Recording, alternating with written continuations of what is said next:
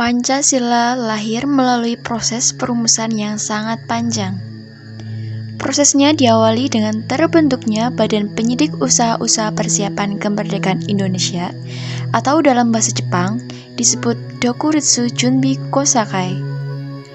PPUPKI terbentuk pada tanggal 1 Maret 1945 yang merupakan tindak lanjut atas janji Jepang untuk memberikan kemerdekaan pada Indonesia. PPUPKI diketuai Dr. Rajiman Widyodiningrat dan dua wakil ketua yaitu Raden Panji Suroso dan Ichi Bangase Yoshio dari Jepang. PPUPKI sudah menyelenggarakan 2 kali sidang resmi dan 1 kali sidang tidak resmi. Sidang PPUPKI yang pertama berlangsung pada 29 Mei sampai 1 Juni 1945. Dipimpin oleh Ketua PPUPKI guna membahas dasar negara, wilayah negara, kewarganegaraan, dan rancangan undang-undang dasar. Kemudian, sidang kedua dilaksanakan pada tanggal 10 sampai 17 Juli 1945 untuk membahas bentuk negara, wilayah negara, kewarganegaraan, undang-undang dasar, ekonomi keuangan, pembelaan, pendidikan, dan pengajaran. Perumusan dasar negara dimulai pada sidang PPUPKI tanggal 29 Mei sampai 1 Juni 1945. Dalam sidang itu ada 3 tokoh bangsa Indonesia yang terlibat, yaitu Supomo, Muhammad Yamin, dan Soekarno.